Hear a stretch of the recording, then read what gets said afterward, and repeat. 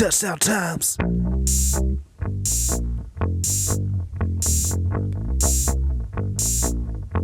Touchdown times. Won't you look at the time? It's time to get some tutties. It's touchdown times. All right, welcome back, ladies and gentlemen, to another episode of Touchdown Times. This is going to be our Week 8 preview, Week 7 recap. It's me, your boy, Savvy Sav, and also my co-host, Andrew Lopez, aka Alo. How you doing, bud? I am doing well. I'm doing well. It's another exciting week of football, an exciting podcast with touchdown time. So I'm excited to talk with our guest and just to talk football for another week, man. It's been a good week of football. I'm excited for it. Oh yeah, man. And we got our slate coming up. We got 16 games, no buys this week, so I think it should be a fun Woo! one. Lots of teams playing. Let's Um, go. And also, we have another special guest that we have on today. I'd just like to introduce our guest. He's originally from Seattle, moved on out to San Diego. He's become a diehard season ticket holder for SDSU football. This man is the stat god. I've heard him recite every MLB winner for the past 40 years. He is the famous Elliot Nebel. Elliot, how you doing, man? I'm doing well, Andrew. Eli, thank you for having me on. Quite an honor to be invited. Yeah, man, looking forward to chatting football here for a little while today. I know my baseball, and we'll see if I know my football as well too. I think we'll know by the end of the episode here.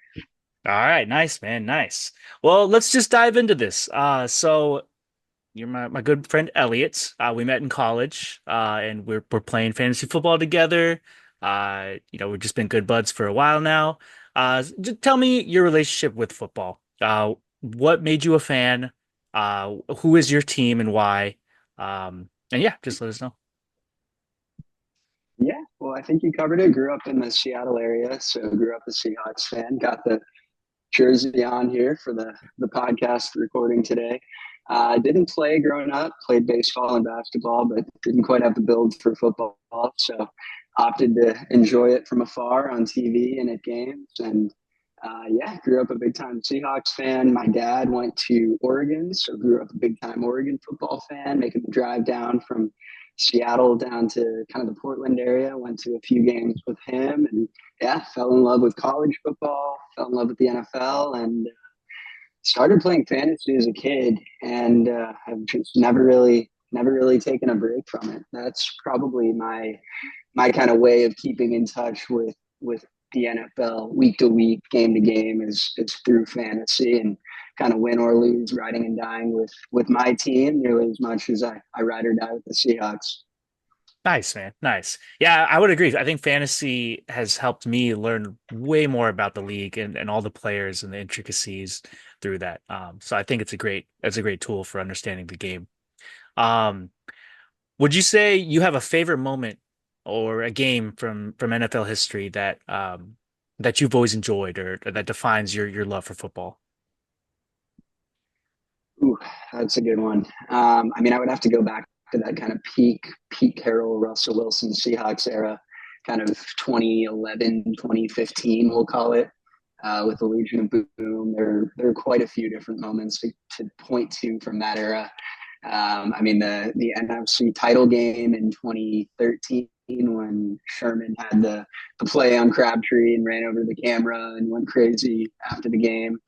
And then the Super Bowl blowout over the Broncos was a fun one. But I think for me, the most fun I've had watching a game was I believe it was the 2015 NFC title game right before we blew the Super Bowl to the Patriots. We got there by having kind of a miraculous ending to that game with Green Bay. Kind of Aaron Rodgers and Russell Wilson going back and forth for kind of a clunker of a game, but it turned out to be really fun. And it took a little bit of a Russell Wilson miracle to win that one, which I guess is in line with this week because Russell Wilson pulled another little miracle out of his hat this week. Yep, that's right. That's right. How do you feel about not having Russell Wilson anymore? I know he was such an integral part to you guys, and now you're on basically a new dynasty, moving on from that. Yeah, well, we're honored to hear you call Geno Smith and the crew a dynasty. No, I think I think it was weird at the time.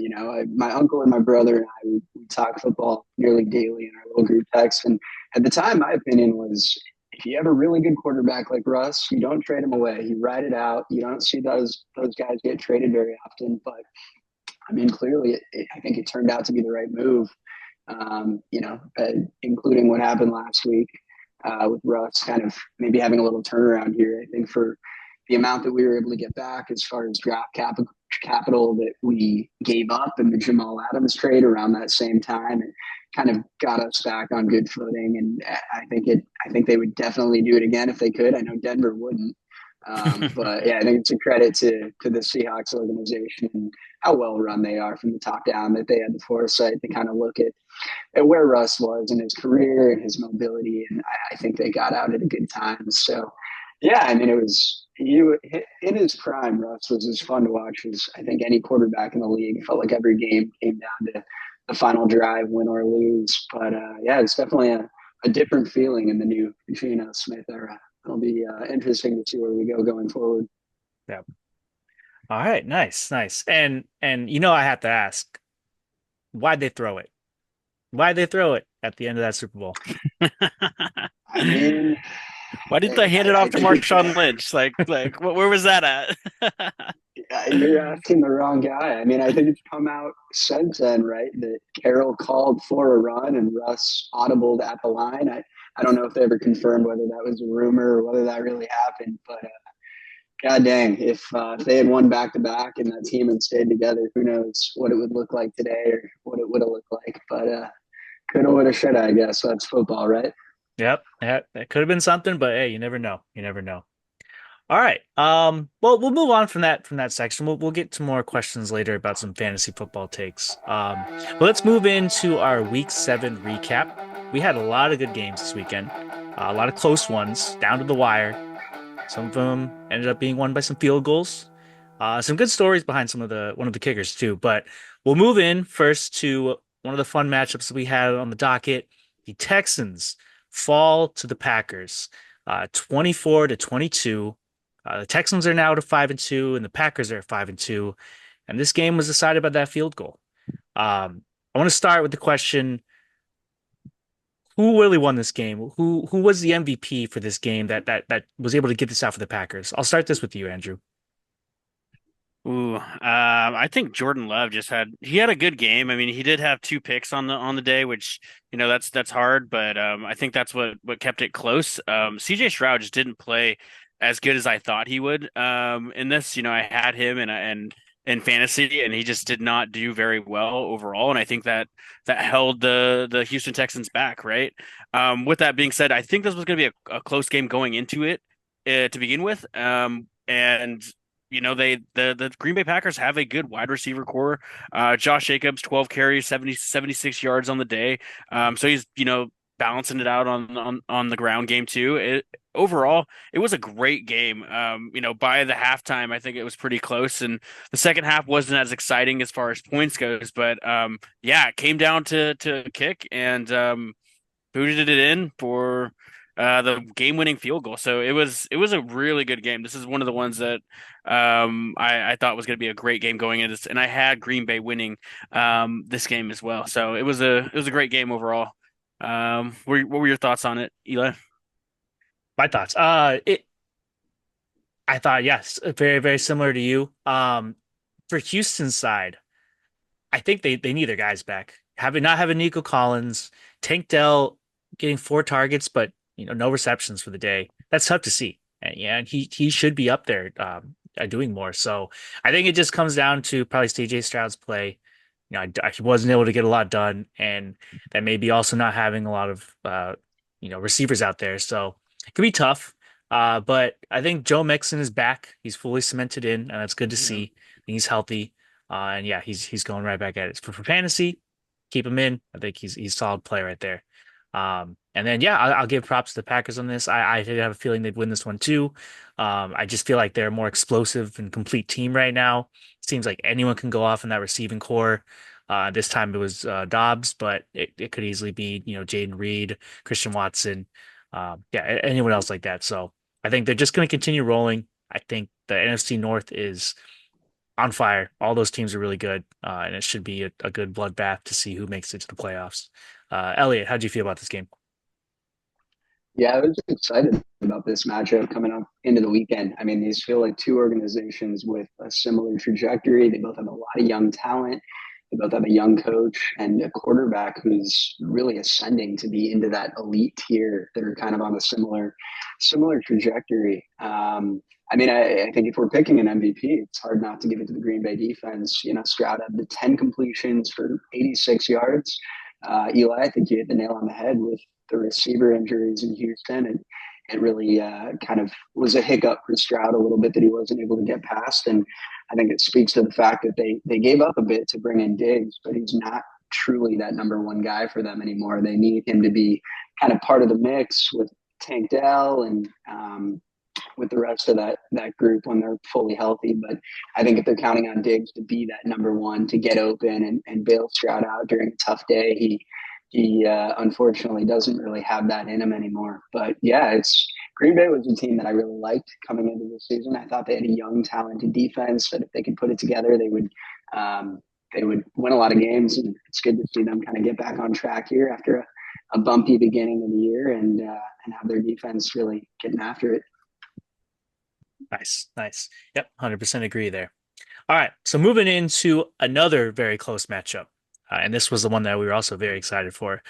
We had the Lions coming in to Minnesota, taking on the Vikings. They squeak one out, 31-30. Down goes the king. The Vikings are now no longer undefeated. They are now 5-1. This came off a very close field goal. I don't know if you guys saw the story behind the kicker. He came from the what was it, the UFL?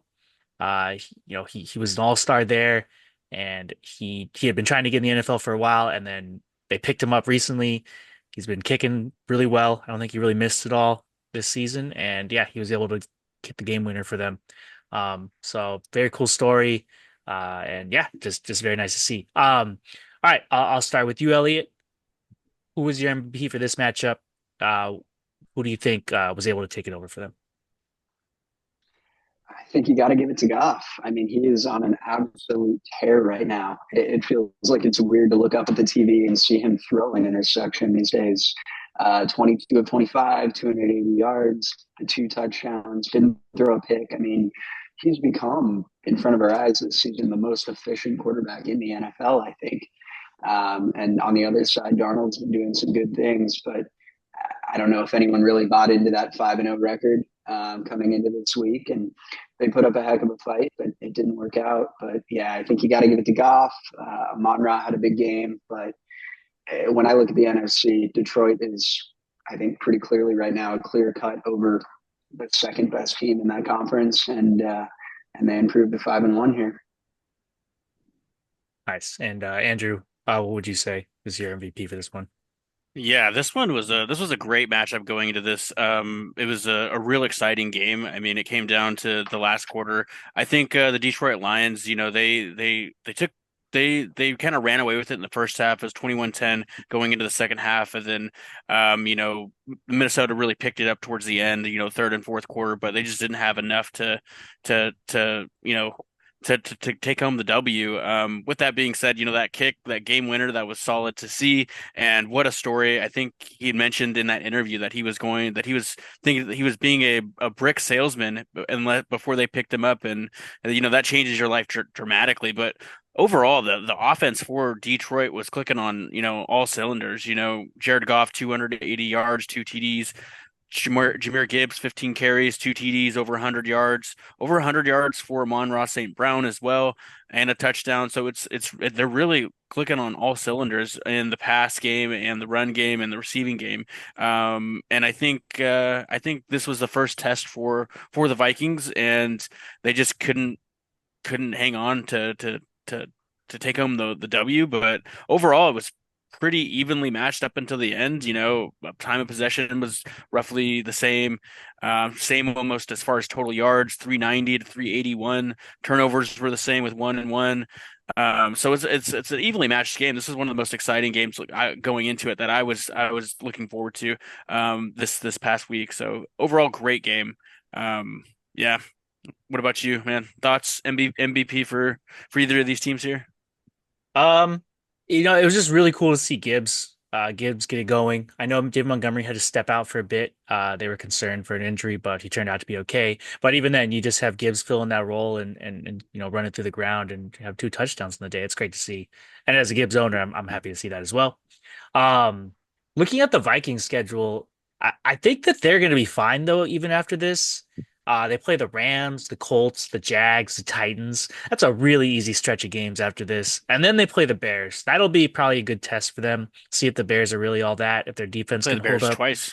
Yeah, see that'll be coming up soon. But yeah, that 4 game stretch, even though they're this Thursday night game, it's a shorter recovery time. I still think they should be in good shape. So I don't think the Vikings should worry. This is just a quick punch in the mouth, and I'm sure they'll recover from this. But yeah, we'll have to see. We'll have to wait and see if they can get another big test going. But yeah, definitely a fun one. And congrats to the Lions. So. All right, we'll move into my favorite game of the week. We had the Eagles coming into MetLife, taking on the Giants. They ended up winning 28-3. This game was an absolute blowout, and I was at this game. It was a very, very fun time. I don't know if you guys saw in the news, but a lot of people were all talking about how the Giants fans were booing Saquon every time he got the ball, which was true. They were kind of going crazy and trying to get in his head. They were very salty, very salty about it. But at the end of the day, as soon as he hit that, I think it was like a 55-yard run, it quieted very quickly. And I think the Giants fans slowly understood what was happening. Saquon had his revenge day, and it was glorious to see.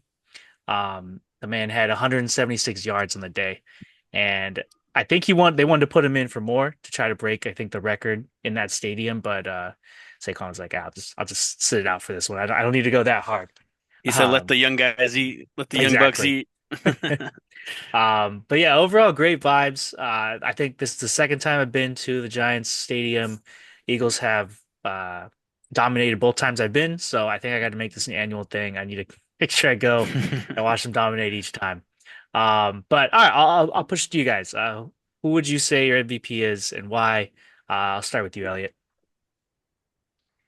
Well, let me ask you, Eli. So you were, because I'm curious. I read what you were saying as well, that there was not exactly a warm welcome for Barkley coming back to New York. Where you were in the stadium, I mean, did you feel kind of vitriol from the majority of the fan base, or were there, was there some applause and some booing, or was it kind of a combination, or what were you feeling? So I'd say maybe 40% of the stadium was Eagles fans. So there was a good amount of Eagles there. Um, but from the Giants fans around me, they all seemed pretty annoyed with Barkley. None of them, I think it was salt in the wound, just seeing him go to the Eagles. Like it's a tough thing to swallow when your best player. Uh, one Division of the rival. one of the funnier jerseys I saw on someone, he had a Saquon jersey, but he duct taped over Barkley and put traitor. So I think they're all pretty salty for it. So yeah, it just seemed overall they weren't happy. And I had told Marcella, my girlfriend, that the Giants fans were going to walk out if the Eagles scored one more time in the third quarter, and they did. And they went up 28-3. And as soon as that happened, everyone started leaving. Eagles fans started singing the classic, na na na na, hey hey hey, goodbye. So it was good. It was just fun to see. Just good old rivalries there. Yeah, overall, really good time. You gotta love a good old fashioned East Coast kind of cold weather rivalry over there. My understanding with Saquon is that he wanted to come back to New York, right? And he wanted New York's front office to match whatever Philly was offering. It was really New York's front office that wasn't willing to do it. So I was surprised to see the level of kind of anger thrown his way. But hey, that's sports fandom, right? Yeah. But yeah, man, it seems like you've got a good string of luck here when you go to the game out there. I gotta say, I think whether you go or not, Philly's going to handle New York. That's an organization that's kind of struggling these days. They feel a little directionless. They feel like they don't quite know what they want to do. It feels like we're back in a similar point here with Daniel Jones we were a few years ago.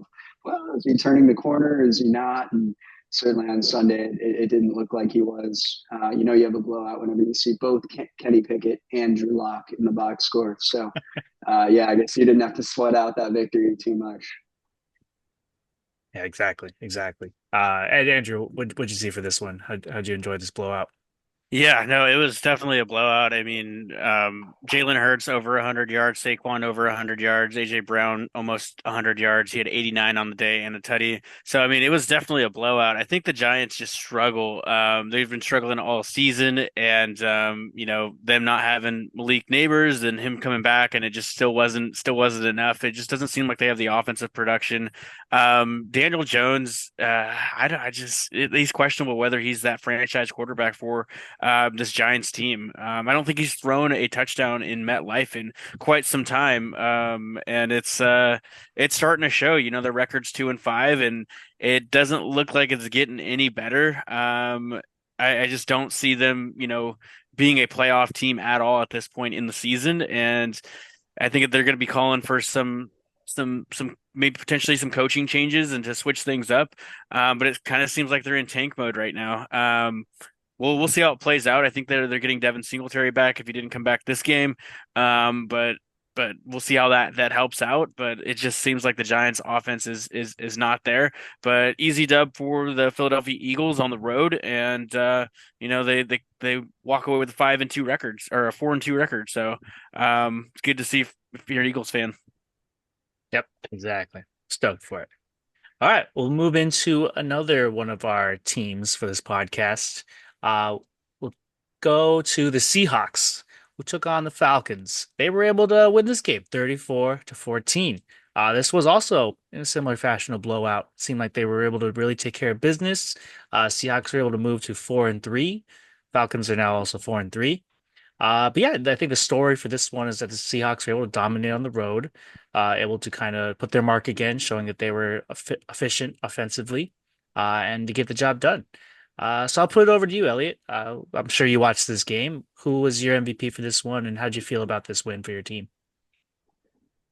It was a great W. To go on the road to Atlanta, it felt like a pretty even matchup. Two teams in a similar place as far as their level of play and their kind of go get after it type of offensive style. I mean, the over under on the game was 51.5 coming in, and it nearly hit. I mean, thanks to the Seahawks more than the Falcons, but you got to give credit to our defense, keeping Kirk Cousins in that offense to 14 points at home in a dome, with Kirk having a pretty good season to this point. He's been playing pretty well, pretty consistent, but frankly struggled a little bit on Sunday. He had the 2 interceptions. We sacked him 3 times. Weirdly enough, Kyle Pitts was his primary targeted receiver, which might be a first in the history of the Kyle Pitts Falcons in that era. You don't see that very often. But yeah, man, just a great W to go on the road and control that offense. And I think if I'm picking an MVP, I might go Metcalf here. He only had the 4 catches off 7 targets, but they were big. 25 yards per reception, had the big touchdown. He had a 35-yarder.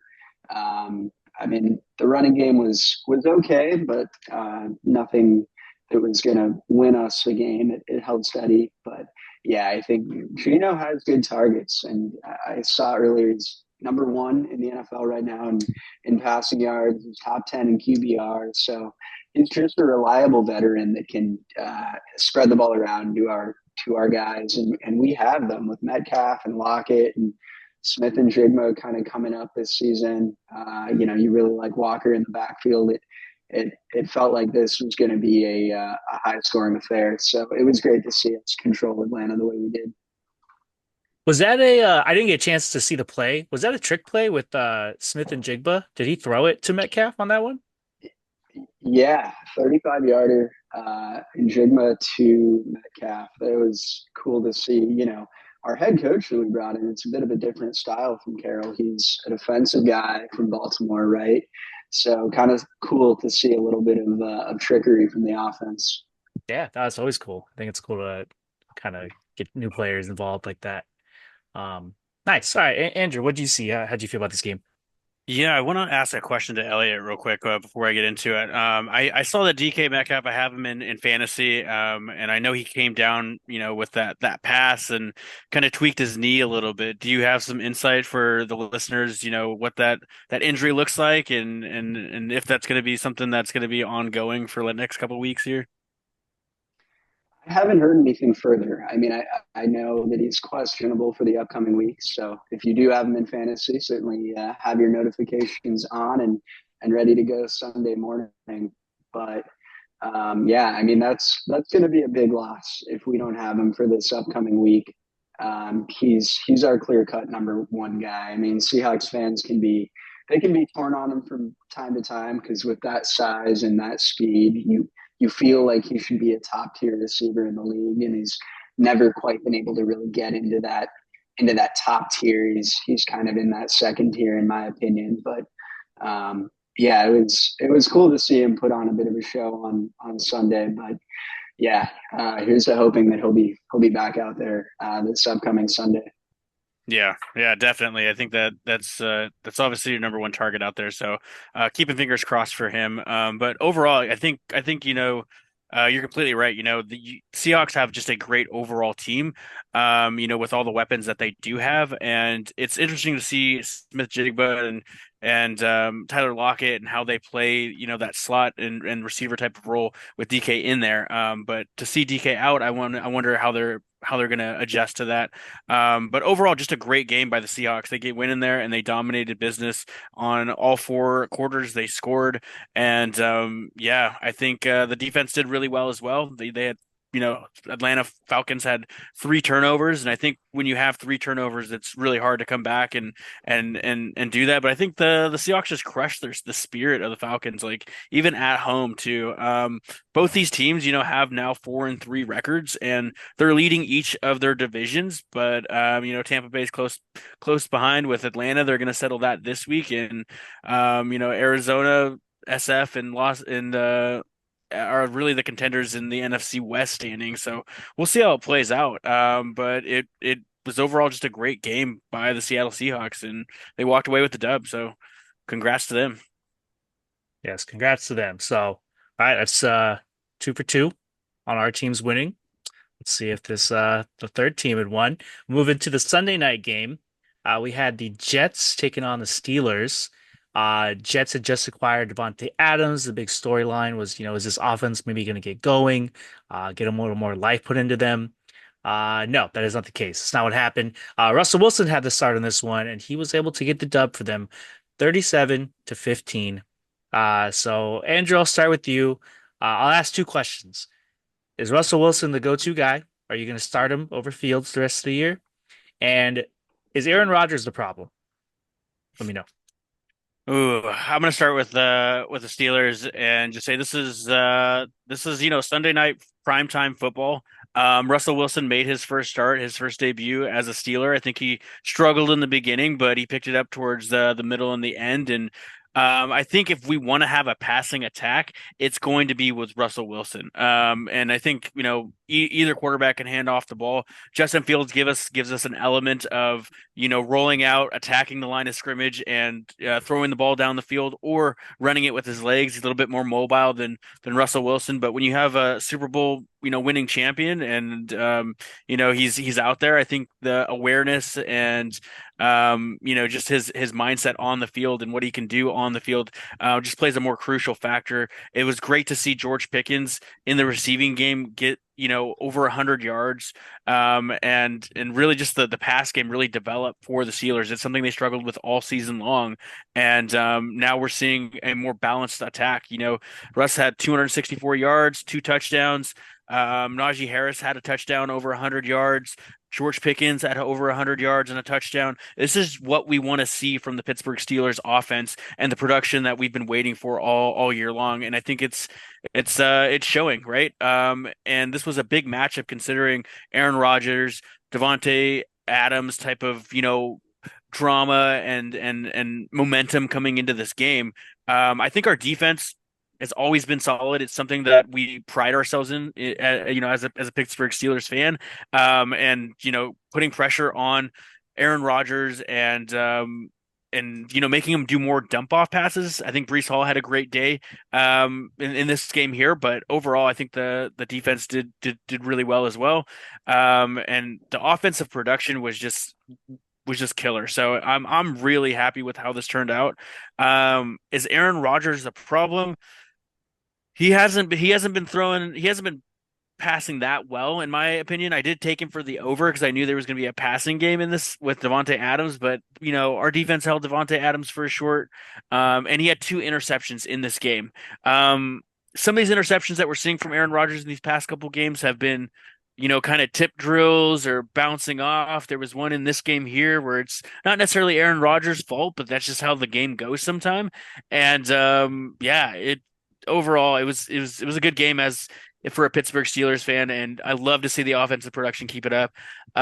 It is eye-opening because I think a lot of people going into this game were in the mindset of why are we starting Russell Wilson when we have a good record and Justin Fields has been doing well. And there's nothing to take away from Justin Fields. I think at this point in the season, the trade condition clause was if he played more than 51% of the snaps, Justin Fields, they would get a conditional fourth round pick or maybe conditional sixth round pick on that condition. And I think Mike Tomlin's, trying to do his due diligence and see what quarterback is going to be best for the team. And that takes, Russell Wilson to start some games and play some games in order to make that decision. So we'll see how it plays out. But right now, both of our quarterbacks, I'm confident in right now. We have a good 5-2 record, and we're really looking like a playoff team here. So I'm stoked on that. Nice, man. Yeah, you guys did look pretty good for this one. Elliot, do you have anything more to add for this game that you liked or enjoyed? I think Andrew covered that one pretty beautifully. Yeah, as a longtime Russell Wilson follower, his highs can be high and his lows at this point in his career can be pretty low. So I think the point I'll make is that myself and other people need to stop questioning Mike Tomlin. That guy is as good a coach as there is out there.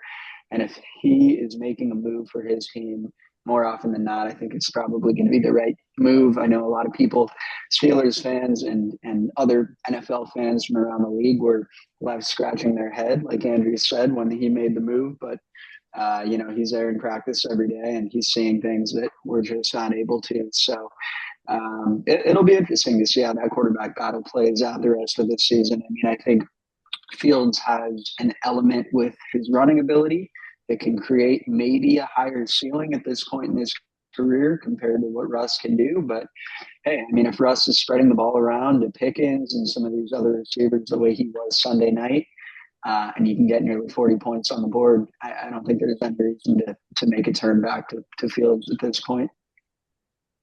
Nice.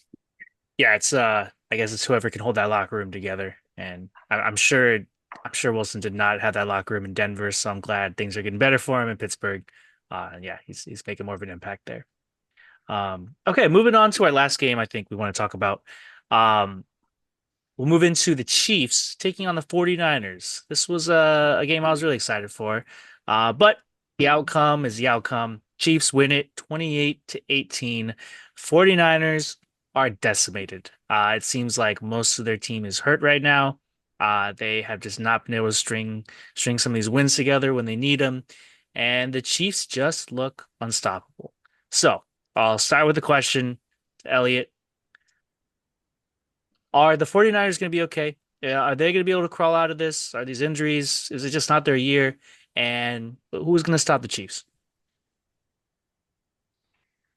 Man, well, on the 49ers front, it feels like the odds are stacked against them right now with the injuries that they have with IU and with Debo having the little health issue this week.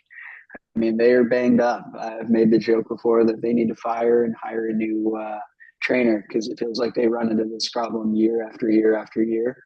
I think part of it could have to do with the way Shanahan coaches. It feels like, I know when he had McCaffrey in there last year, no matter how much they were up by, he was not going to pull him out of the game. He likes to play his guys and go back to them and go back to them and go back to them. But I think the Niners are too well coached and regardless of the injuries, have too much talent not to be competitive in the division. I know we covered the Seahawks earlier, but it's a winnable division between Seattle, between Arizona, between LA. I mean, that's still a division with the remaining talent that they have healthy. But with the way Brock Purdy is playing, and he's playing, frankly, like a top 5 quarterback this year, that they have the talent to win. So it's a tough loss. I mean, I can't imagine what it must have been like in that 49er locker room after getting, your business handled to you by the Chiefs yet again, after having it happen twice in the Super Bowl. I mean, Andy Reid certainly has Shanahan's number there, but I think they're going to be okay. I think they're going to be competitive, and even without McCaffrey and without Ayuk here potentially for the remainder of the year, I think they have the talent to sneak by, but I don't think they're going to be the team they were come playoff time the past couple of years. On the Chiefs side, I don't know what to make of this team. I mean, Mahomes, it seems, isn't playing all that well. I mean, the stats point to that. When I'm watching their games, it doesn't look the way it used to. It feels like somewhere in the 2 to 3 year ago window, the team kind of flipped and they went from being a high powered offense that no one can outscore to being, frankly, a defensive minded team, with Mahomes being kind of the most overqualified game manager in NFL history. I mean, they're not seemingly asking him to do a lot, but when they ask something of him, he's kind of the best guy in the league to be able to go down the field and make it happen when they need it. And he was able to do that in the fourth quarter in this one. But even so, I mean, no touchdowns, 2 interceptions, 16 of 27, another unimpressive stat line for Mahomes, but it doesn't seem to matter. Here they are at 6-0, and I think if he can start figuring some things out and improving a little bit this season, with kind of a depleted receiver core, that team might be unbeatable because they can run the ball a little bit, and their defense these past few years has been as good as anyone. Nice. That's good insight. Yeah, I'll turn it to you, Andrew. What are your thoughts as well? Do you think this Niners team is out? Do you think this Chiefs team is unstoppable? When are they going to lose? What's going on? I think Andy Reid is a football genius. I mean, with the amount of injuries that the Kansas City Chiefs had, from Isaiah Pacheco to Rashid Rice, and them just consistently filling that role. We have Kareem Hunt, and he's filling that Isaiah Pacheco role, and between Xavier Worthy and I guess Juju would be the other person, but he was out this game. So it just seems like they don't have, like they have it figured out, and I think that's due to the coaching. It is concerning to see Mahomes, especially if you have him at fantasy, to not be putting up the stats that you expect him to have. But it doesn't seem to matter for this Kansas City Chiefs, and I think they a little bit have the refs on their side in a couple of these games previously. But that's sometimes how it goes. As far as San Francisco goes, I think Brock Purdy deserves a raise. That guy is holding it together, and he's playing exceptional right now. And it doesn't seem like Jordan Mason was able to get it done on the ground in this game in particular. He had 14 carries for only 58 yards. Shouts out to the Kansas City Chiefs defense. It seems like they were holding all these guys in check. If you did have George Kittle, he put up some good points for fantasy purposes, but they're missing Brandon Ayuk. I think he's going to be out for the rest of the season. That has questions around, who's going to be stepping up. Is it Jawan Jennings? He had a big game against, the Rams, and he put up some great points in that game. However, it still wasn't enough. With that being said, is it going to be Ricky Pearsall who steps up and fills that void for them? So we'll see how that shakes down, but I think that's something that, as far as fantasy purposes, you're definitely targeting. It's someone in this receiving core for SF that needs to step up. Or do you possibly trade for someone like George Kittle that now has more value because he's been in that offense and he's for so long and they've had chemistry? Does that make him more valuable than some of these wide receivers in this wide receiver corp? There's just a lot of questions regarding San Francisco. I think they've had a lot of close games. This wasn't one of them, but I don't know, man. I think it's a division that's still winnable for them, but they gotta pick it up and they gotta start winning games. And we'll see. We'll see how it plays out. But overall, it was a good game for the Chiefs, and they went and handled business. So shouts out to their defense and their offensive production. But I think the defense has more to say in this game for the Chiefs here. I think you bring up a great point about Andy Reid, Andrew. For a number of years now, he's been leading a team where seemingly he can draw up anything on the whiteboard and it's going to work with Mahomes playing the way he was. I almost wonder if Reid, it seems like, might be having a little more fun this year because he's getting to be a little more creative and kind of what he's working with. I mean, if you look at the box score, six different KC players had a rush other than Mahomes. Hunt had 22, but Hardman had a couple. Steele had six. P. Ryan had two. Worthy had one. Hicks had one. I mean, he's just having to get really creative with this offense and how they're getting to the 28 points. But one way or another, they're getting enough to win week in, week out. So yeah, you got to give Reid his credit. He's unbelievable. Yeah, and it makes you wonder too if they're even willing to, drop for someone big at the trade deadline. I know there's other rumors about Cooper Kupp maybe being shopped right now, and it just seems like the Chiefs they could use someone big, but it never seems like Andy Reid wants that. He doesn't feel it's necessary to have someone like that from Mahomes. So I don't know. It's up in the air, but yeah, it's exciting to see what they can do. Well, I don't know as much about exciting. I know that people get tired of seeing the Chiefs win all the time, but we'll see. So we'll move into the Week 8 matchups of the week. We'll go over some of the primetime games and then some other fun ones that we like. So we'll move into our Thursday night game. This will be the Vikings taking on the Rams. Vikings just got handed their first loss. Rams are still recovering from some injury issues. I'll just start by the line's 3 for the Vikings. I don't see the Vikings losing this one. I don't know. I think Cup might be back. They're not 100% sure, but if they're really trying to shop him right now, why even play him? You don't want to risk him getting hurt, not having any trade value. I don't know. So in that case, the Vikings seem like they're going to come back. They just got punched in the mouth. They want to make a statement. Yeah, I don't know. I just see them getting right back to it and being able to handily win this game. So that's just my thought on it. But the line seems a lot closer, and it seems like some people are leaning on the Rams. So I don't know. Maybe people know more than I do. Andrew, what are your thoughts on this game? Who do you think's going to win? Yeah, I think this is going to be a cakewalk for the Minnesota Vikings. I think they have all the weapons. It's going to be a bounce back game from them. And the Rams, they seem a little bit beat up, and they seem like they're almost in tank mode, considering the fact that they're looking to trade Cooper Kupp, and there's rumors of Matthew Stafford getting traded. And one of the rumors I think is that he's going to go to the Vikings, and that's just ironic to me, considering this week's matchup. But I think the Vikings should take this no problem. I'm excited for this game. We have a friend, Juan Paulo Campos. He's going to be at this game. Hopefully, I'll be able to see him this weekend after the game and hang out with him. Haven't seen him in some time, so it'll be a fun matchup for him and to see the homie. The Rams just seem so beat up this year, and the fact of trade rumors happening, it just doesn't seem like it's going to be a game worth fighting for them. But we'll see how it plays out. I have the Rams taking this one. Nice. Also, shout out Paulo. Happy birthday to him. He is Happy a birthday. listener, and wish him a happy birthday. Elliot, who do you think's going to win this game?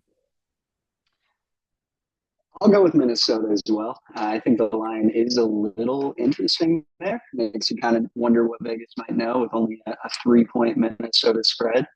I'm sure there'll be some Vikings fans in the house there in LA getting loud and proud for their 5-1 team. But I'm frankly, when I look at that matchup, I'm curious how Sam Darnold will react to the loss on a short week with minimal prep, minimal turnaround time. The question with Darnold coming out of USC has never been his arm strength or his talent or his ability. It's always been more mental with him. And he's playing so well, and he's at the best stretch of his career right now in this moment. But he just had his first loss. He played pretty well in the game, but we'll see how the team can come back from a 4-day quick turnaround after a tough loss to a division rival and a really competitive division there where every game is going to be really critical. We're going to see how Sam Darnold can lead that team and how mentally tough he really is. But, that coaching staff has done such a remarkable job. It would be hard to pick against them, against, as you both have covered, a pretty depleted LA team. Yeah, I was just thinking right now when you mentioned Sam Darnold and his career at the moment. Um, it's kind of interesting to see that he's playing just as well. And that draft class from 2018, Baker, Darnold, Josh Allen, and Lamar Jackson, those four at least. Not Josh Rosen. I don't think he's in the league anymore. I But was going at to say, least, don't leave out Josh Rosen. Come on. yeah, he'll make sure he'll call us out on that. But yeah, those four are all on really good positions right now. They're playing some of their best football, so it's cool to see that draft class really excel right now. Um, but yeah, okay. So moving on, we'll move into Sunday Night Football. I think on paper this should be a fun matchup. I think it's two teams that desperately need a win. We had the Cowboys at 3-3 coming off a bye, are heading over and playing the San Francisco 49ers, who are at 3-4 right now. We just talked about it. Niners are dealing with a lot of injury issues.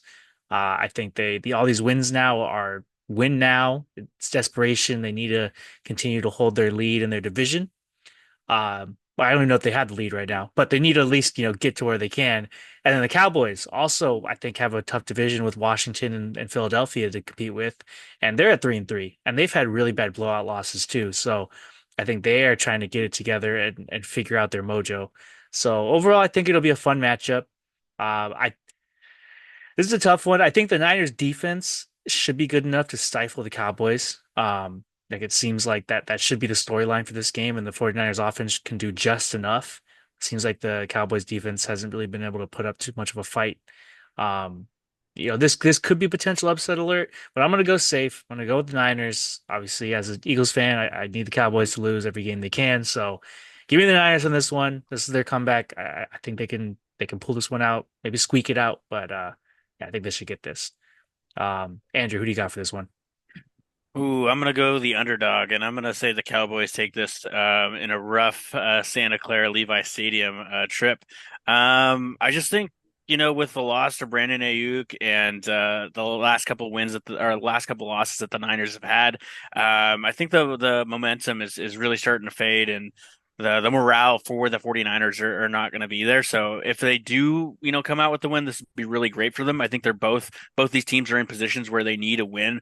They're both third in their division standings right now, and this is really part of the season where you start separating some of those playoff teams, and you need every win you can get.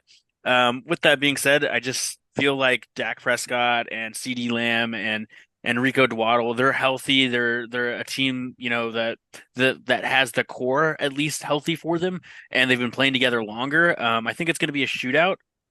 It's interesting to see who steps up for the 49ers, whether it be Juwan Jennings or Ricky Parcells, but we'll see, who steps up and fills that role for Brandon Ayuk. We'll see if Debo's healthy. And we'll see if how the ground game goes with Jordan Mason and Rico Dwaddle.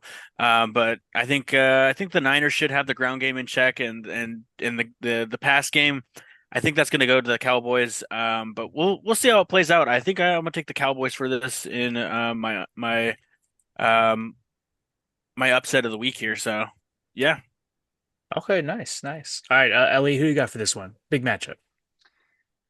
It is a big matchup. I'm going to go Niners here. I think we were talking a minute ago about Sam Darnold and his ability to recover from a tough loss. I'm curious to see how the Niners can respond. After the Super Bowl loss, they had Week 7 against Kansas City circled in their calendar, and to lose that one the way they did is got to be heartbreaking for them. But they got a week to turn around and go back home and take on a Dallas team that has just been underwhelming all season. And this feels like the kind of defense that a Kyle Shanahan offense is going to run all over, quite literally. The Niners are beat up. They are depleted. It's more so at the skill positions than it is in the O-line. I think the running back is very much a next man up kind of mentality. And if we're talking fantasy here, I could see Jordan Mason or whoever they happen to have at running back going, having a pretty big game against the Dallas defense that's been frankly pretty soft and pretty easy to push around all season. So I'll take San Fran here, but I'd be curious to ask you both. 3-3 Cowboys, 3-4 Niners. Who do we think needs it more? Feels like they both desperately need it. Um, Man, in this case, I think for the Cowboys division, it might be a little tougher right now. I think they need these wins just a little bit more. I think the Niners, their competition isn't as stiff. It's probably them and the Seahawks, but I feel like the Niners kind of have the Seahawks number. The Seahawks seem to not be able to put up too much when they play against them. So I would say the Cowboys probably need a little more.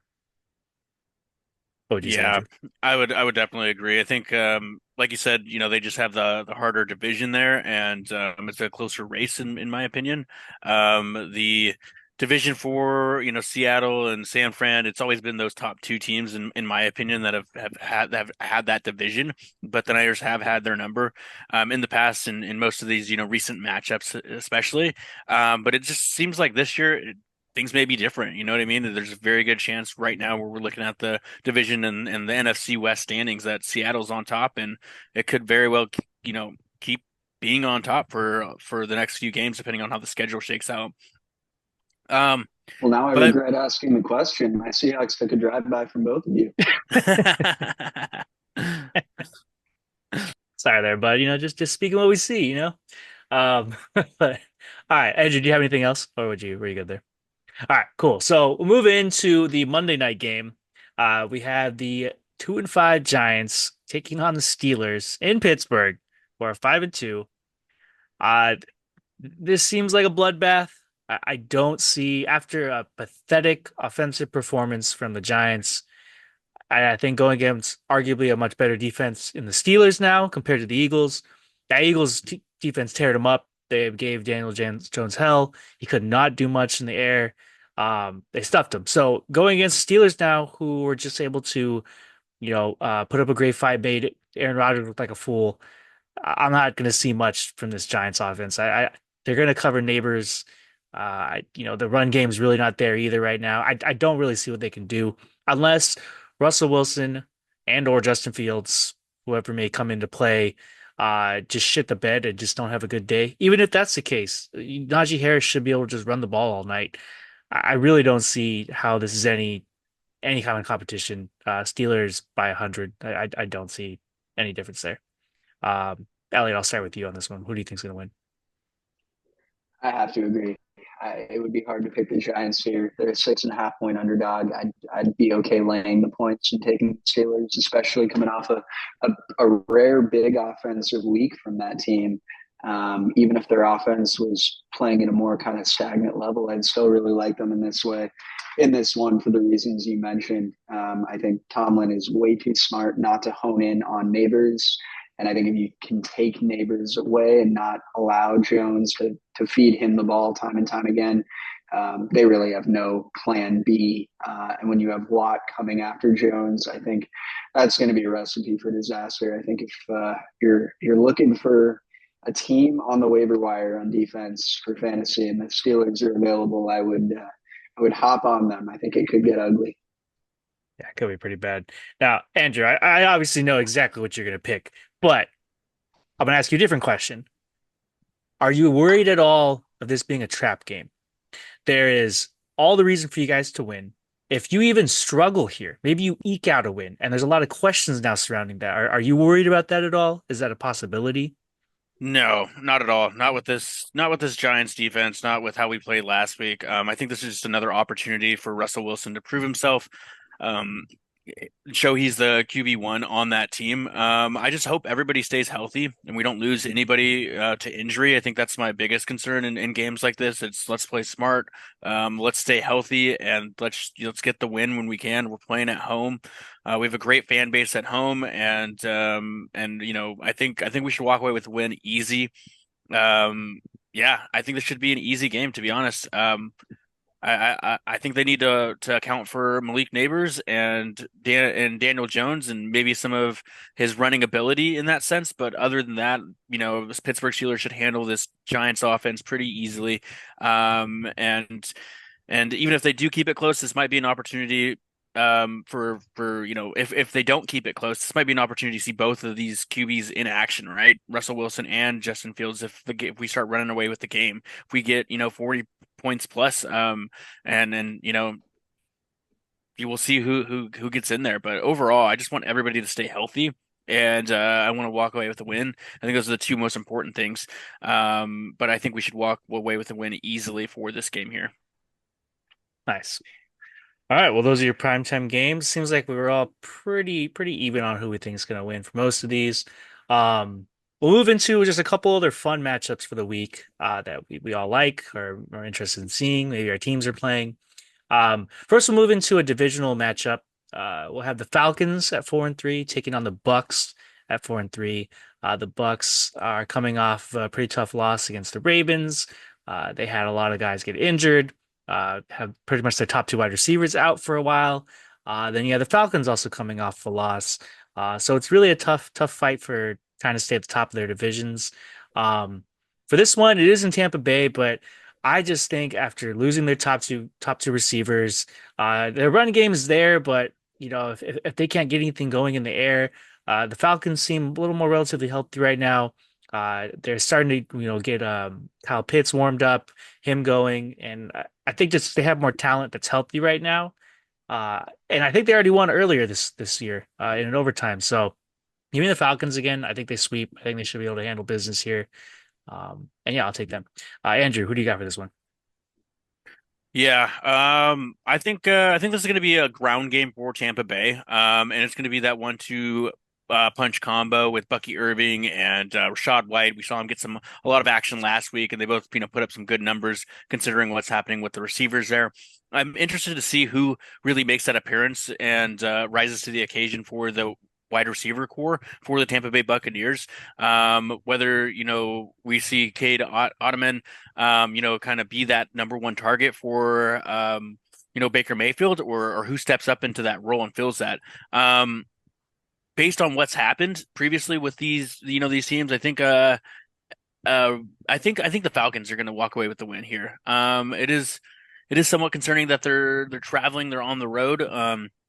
But this is a big game for both these teams, right? They're both NFC South standings, leading their division. They're tied for it. This is really going to decide who is the top of the NFC South. So I think Atlanta has more weapons and is just an overall healthier spot in the season right now. And there's a lot of variables for the Tampa Bay Bucks right now. So I'm going to give it to the Falcons. I think they should be able to cover that spread and win by at least a field goal here. Nice. All right, Elliot, who do you got for this one? I'm going to go Tampa at home. I think this is going to be actually a really fun game. Could get pretty high scoring out there in the warm weather in Florida. And I think it really might be the game of the week. You got two 4-3 teams in top of the division.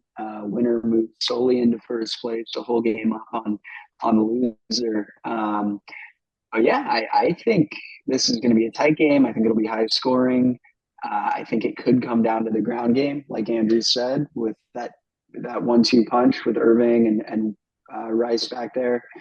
But for me, it's hard to pick against Baker at home right now. I mean, I've heard a little talk lately about Baker as a value MVP bet, which you don't hear very often. But when you dig into the numbers, he's been a top 3 guy all year. He's just in his zone, 18 touchdowns, 7 interceptions.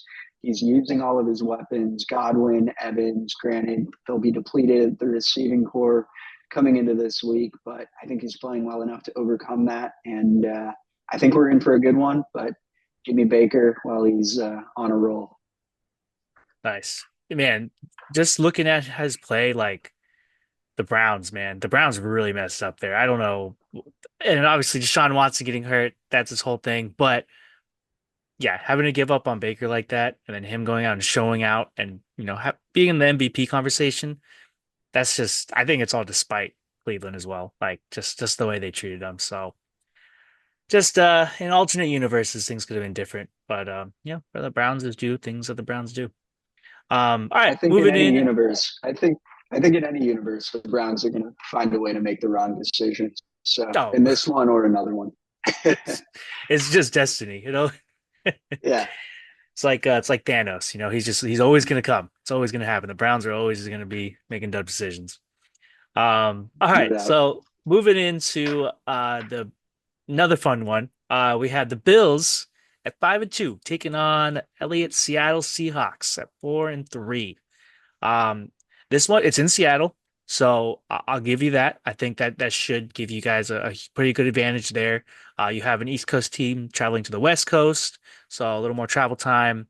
It could. I think the key for this one is you guys need to come out and knock them in the mouth. You need to score points early and take advantage of some of these slow starts Buffalo has. Um, if that's the case, the spread's only 3, so it's a pretty tight race still. Um, man, I don't know. I could see Seattle pulling the upset here. I think I want to root for him here. I just feel like Buffalo can be shaky sometimes, and I know they're just trying to get Cooper involved and bring him up to speed and everything. But I think you guys have a formidable defense, and yeah, I think hopefully Metcalf is back. I think that's a huge key for you guys too. If he is going to be out this game, you may have to rely on Njigba, Tyler Lockett, Noah Fant, and then get your ground game going too. But Kenneth Walker's a beast, so I don't know, man. I think it's gonna be a really close one. This could easily be a field goal game. It could come down to the wire. But you know what? I'm gonna ride with the our guest this week. Give me the Seahawks. I'll take them on this one. Um, I'll start with you, Elliot. Who do you got for this one? I like to hear it. You're making a good case there. I mean, what catches my eye about this matchup, we're sitting here at week 8. Josh Allen hasn't thrown a single interception. Throughout his career, he's been turnover prone at times. It's been very inconsistent up and down. He'll go through a stretch of time where he's not fumbling, where he's not turning the ball over. And then it almost seems like it's building up his confidence to a point where he'll try to make throws that are even a little more difficult, a little further downfield into tighter windows. And inevitably, he will have a few turnovers. That's always been, if you're nitpicking, the knock on Allen, the way to beat Allen. So, we talked earlier in the podcast about how well the Seahawks defense played last week against Atlanta, against another pretty powerful offense with some good weapons. And granted, the Bills traded for Cooper, and they're looking a little bit better now on paper, at least. We'll see what he can do for that offense. But I'm going to go with you, Eli. I think you make a good case, and I think Allen is due for maybe a little regression here at some point. I think at some point he's going to have a few turnovers. We've been watching him long enough. We know he's an amazing quarterback, but to not turn the ball over for this long of a period of time is certainly outside the law of averages with the type of player he is and his style. So I think the Seahawks defense is going to be circling this one on the calendar and feeling good after a really good defensive output against Atlanta. So, I mean, this is why we brought in the head coach that we did from Baltimore for games like this when you have a lot of firepower on offense on the other side. And I think we're going to have a game plan that's ready to go. I know the crowd up there at CenturyLink is going to be as loud as they're going to be all season with Allen and the Bills coming in there. And I think we can sneak one out if everything goes according to plan. All right, just need it all to work out, and I think it's possible. Andrew, who do you got for this one? Ooh, this one's gonna be a close one. I think it's definitely gonna be a field goal away. I think both of these teams have high-powered offenses, and I think they're at home, so I'm gonna give it to the home team. I'm gonna say the Seattle Seahawks. They walk away with the win. I think it will be pretty close. And with that being said, as far as Josh Allen not throwing a pick, I think he's due for one. I would even go bet underdog or a player prop saying he's gonna get one. those Seahawks are ball hawks, and their defense has been playing exceptional. So, might be a player prop you look into. And yeah, I think this is gonna be a good game for Seahawks and the Bills. But I think the fact that the Bills have to travel and it's a home game for the Seahawks, if DK Metcalf can come back and secure that wide receiver one role and make an impact for the Seattle Seahawks, I think they have a great chance of winning. So I'll go with the Seahawks on this one. Yeah, let's do it. All right, Well, now, nice. now that we've all picked the upset, I mean, I think I'm tempted to just hammer the Bills to cover that line. Now that we all picked the upset. It's true. Sometimes you just got to go over your hopes and dreams and just bet smart, right? Yeah. Well, I think this should be a fun one. I think I'll be watching this game, and we'll have to see the outcome to that. All right, we'll move into two more matchups that we got on the docket that I think are pretty fun. We'll go to the Bears at 4-2, playing the Commanders at 5-2. This one, I kind of thought it'd be a better matchup, but if Jaden Daniels is out, it's kind of tough. It's maybe not going to be as offensively high powered as they usually see from the Commanders, even though they put up a lot of points, even with Mariota playing. Um, this one though, man, I think the Bears defense can maybe handle business against Mariota. I feel like they can take advantage of some of his mistake prone issues that he has sometimes with maybe having some turnovers. And I think they can take advantage of that. And as long as their offense can stay competent, and I believe they just came off their bye too, right? So they should have their rest there. They I don't know. I think they have a good chance there. And yeah, just their division is so tight. I think they really need that win too. So um I I'm nervous about it, but give me the Bears on this one. Um, Andrew, who do you got for this one? I think this is all going to come down to Jaden Daniels. If he plays, they win. If he doesn't, I think it's going to go the Bears direction. The Bears need a win. That division's pretty tight, like you're saying. Washington, it seems like they've had a hell of a season, and this is going to be a great matchup. And if he's healthy, it's going to be QB one, QB drafted number one versus QB drafted number two, and we've seen those matchups in the past with Bryce Young and CJ Stroud, and I think that's just another news headline there. Jaden Daniels has been playing phenomenal though. I think there's talks of him being that rookie of the year, and he's been playing great with passing the ball as well as running it. He's got that dual threat to him. I think Caleb Williams really needs to pick it up. He's got all the weapons around him.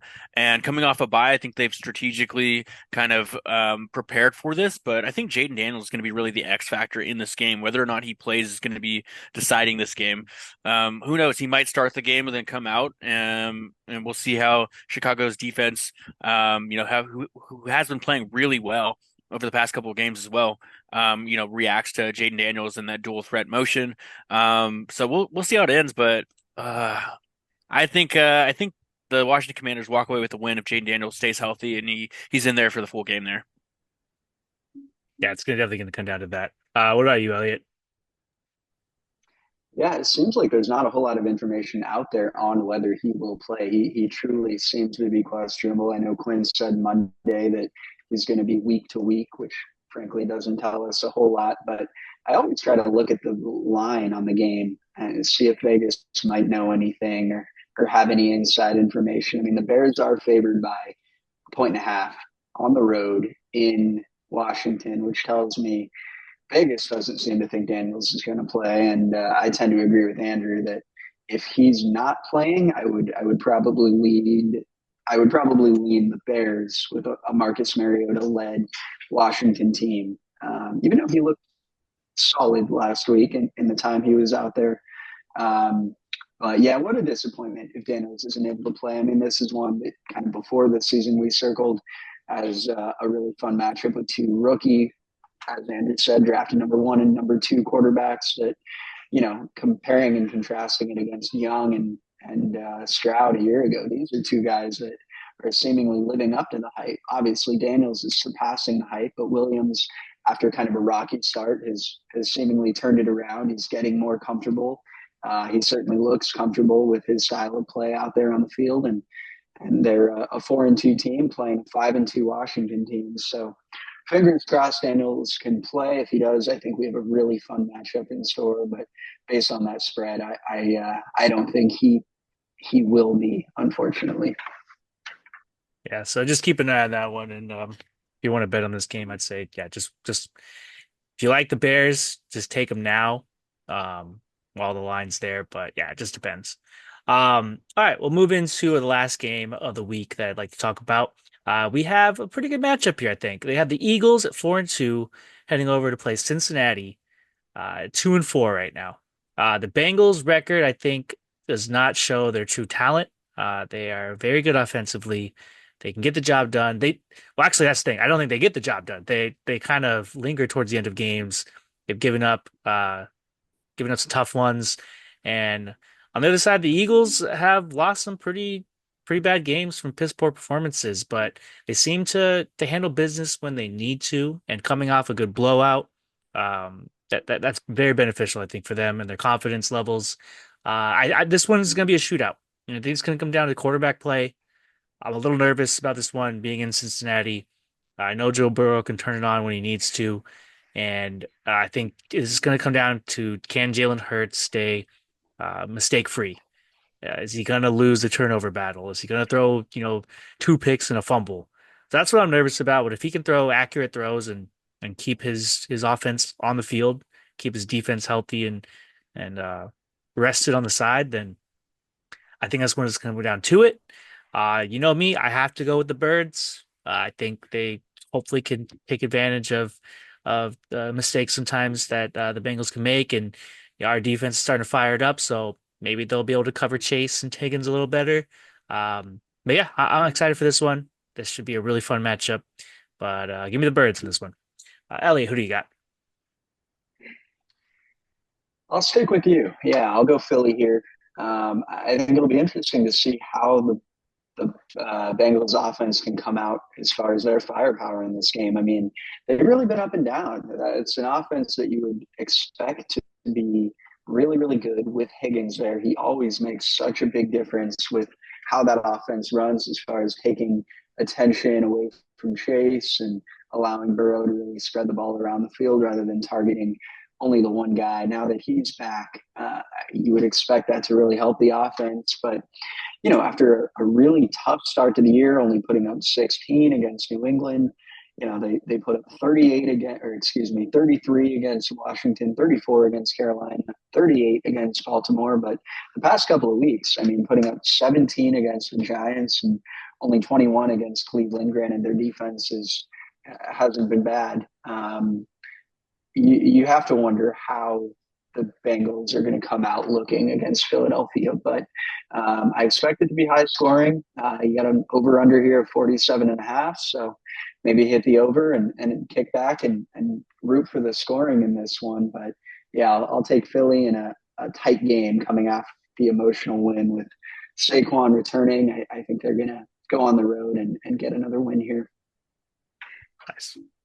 Nice. All right, Andrew, who do you got for this one? Let's see. Can we go 3 for 3, or are you leaning on one side? Ooh, I'm still analyzing this, man. I think it's going to come down to Jalen Hurts' play. If he can, take care of the ball, not have any fumbles, not have any turnovers, I think they have a solid chance of winning this. Dallas Goedert is out, or he's questionable, so just be on the lookout for that if you do have him for fantasy purposes. But it seems as though, the Bengals keep it close and they kind of play to their opponent. Sometimes they play and they come away with the win, and sometimes it's just underneath the win as far as points goes. So I think it'll be a close game. I think it'll be a high scoring game. It's at home, so I kind of think that they have that momentum and they have the crowd going for them there. But Philly fans, they travel, man. They travel, and it's not that far of a travel from Cincinnati from Philly to Cincinnati. So I think there'll be some good fans for Philadelphia and for the Eagles. I think it's going to come down to Hurts and how he plays, but I think if he can take care of the ball, he can hand the ball off to Barkley, and they've got AJ Brown back and Devonta Smith.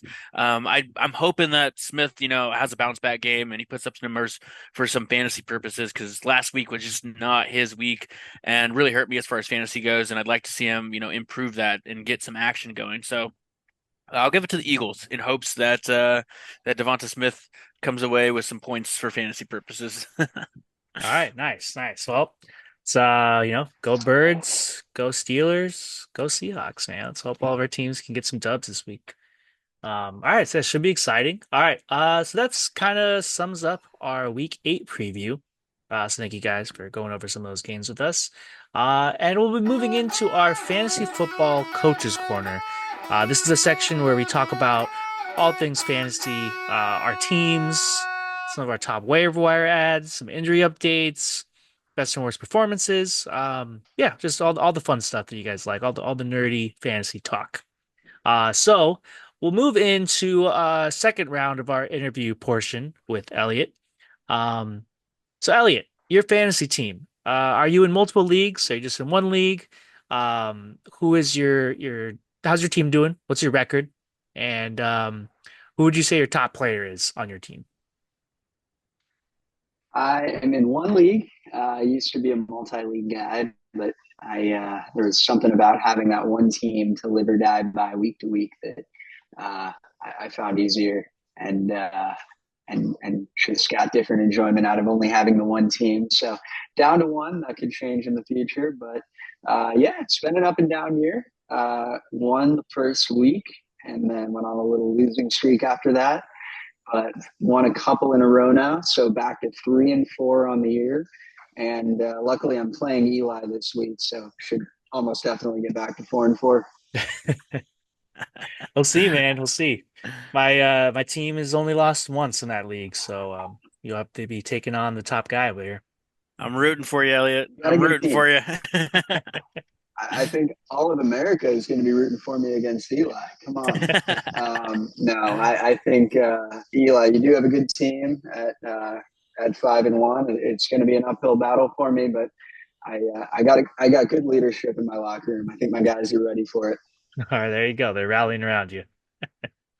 Who would you say your favorite draft pick was that you got?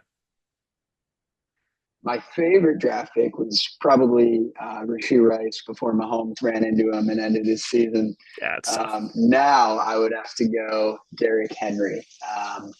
He was someone that, I listened to the fantasy podcast all summer. I was kind of going back and forth on, is he finally over the hill? But I did a little reading on kind of what that guy does to take care of his body and age and not eating anything unhealthy or putting anything bad in his body. And I'm like, all right, there might be a method to the madness with this guy of kind of how he's able to continue to age and take a beating year after year and continue to be able to give a beating to the opposing defenses. So took a flyer on him with, I think, my third round pick. He fell a little bit and he's paid off. He's been, I think, the running back 2 to this point in the year. And in my 3 wins, he's played a big part of all 3 of them.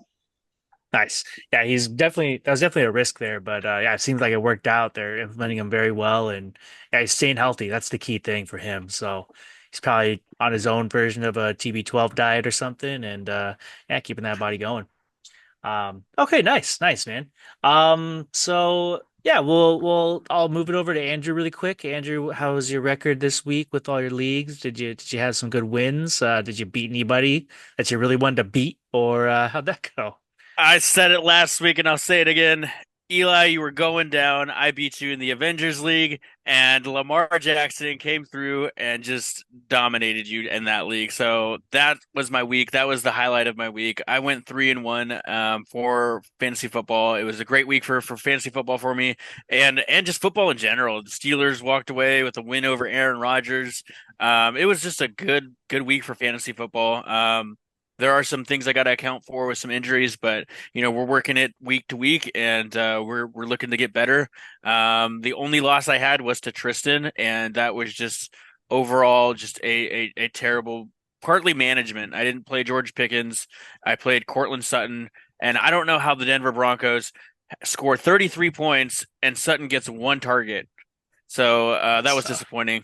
But but poor management. I should have played George Pickens with Russell Wilson. I should have known that. So that's something on my end. But overall, 3-1. Great week 7, and looking forward to week 8 here. Nice. Nice. Yeah, so as Andrew mentioned, he beat me. Elliot, I don't know if you know, we're in a league we call the Avengers League. It's only 6 of us. We modified it to where it's very high scoring with bonus points for different categories. And we have 2 quarterbacks, 3 wide receivers, 3 running backs, 2 tight ends, 2 flexes, and a kicker in the defense. So it's huge team. Basically, all of us have like all the superstars. But it is funny because when the injuries hit, some of us get really unlucky, and all of our like top guys are injured, and you only have 4 bench spots, so you have to be able to shuffle around, and you may have to drop guys you didn't want to drop. But it's really fun. It's cool just to have your hand in all the pie. So Yeah, I imagine the waiver wire is kind of fun every week with a 6-team league and a 4-player bench. You probably have some pretty good players coming available every week. yeah, there's usually always someone you can kind of look into to grab. But the question in your head is, who do I drop? Like who's Yeah. willing? Who do I want to give up? Yeah. So I had it's one week, the week I took my loss, I had all my bench players that were either on buys or hurt, but I didn't necessarily want to give them up. And then I had 2 people that I needed to switch out, and I was just like, man, I really don't want to give up these players. I think I took a hit on one of them, and I legit just was like, I'm taking a 0 on this because I don't want to drop him. You know what I mean? Like, I think it was like Kyron Williams. I'm like, I'm not going to drop him. You know what I mean? Like, that guy's a touchdown monster. So, those are some situations that you run into, but overall it's a really fun league and it's a winner take all. So $600 for the winner. And right now with the beating of Eli, I'm in number 1. So yeah. We were fighting I'm for the looking top good in this. spot.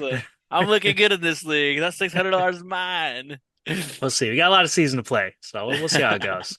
I did just lose Godwin in that league, so it's a little tough. But yeah, so for mine, I'm in 5 leagues. I went 3-2. Lost obviously in the Avengers, lost in another Yahoo, but one of my other 3 ESPN ones. So our fraternity league, I was able to pretty handily win, um, as well as the one that I'm with our buddies from back home. So 3-2, I can live with it. I'm most of my teams are over 500, so we're doing all right. We're doing all right. Okay, Man, so 5 fantasy leagues. That's something, Eli. Good on you, yeah, man. it's a lot. I was in 4. Something you can only do when you have a long distance girlfriend. Wait till you're married. Yeah, and even this weekend, I was trying to get all my fantasy stuff done early in the morning. I'm like, all right, let me set my lineups, let me get everything together, and then I won't look at it the rest of the day. Even though I was tempted and did look at it a couple times, but it's always fun. It's always fun. All right, so moving into, we'll go into some waiver wire additions. We can go round table here. Anyone that you guys have liked this week, so anyone you're looking forward to try to pick up. Start with you, Andrew. Anybody you got? I think I've been saying it all podcasts, but I'm going to reiterate it. And that's the wide receivers for the 49ers. With Brandon Ayuk out, there's someone that needs to step up, whether that's Juwan Jennings or Ricky Parcells, whatever you want to take the bet on. If you want to go with youth and pick the rookie. Ricky Parcells is there. Generally, he's available. Juwan Jennings is generally available as well. And most of these, and he's a little bit more experienced. He's probably got a better connection with Brock Purdy, considering his game against LA and the Rams there.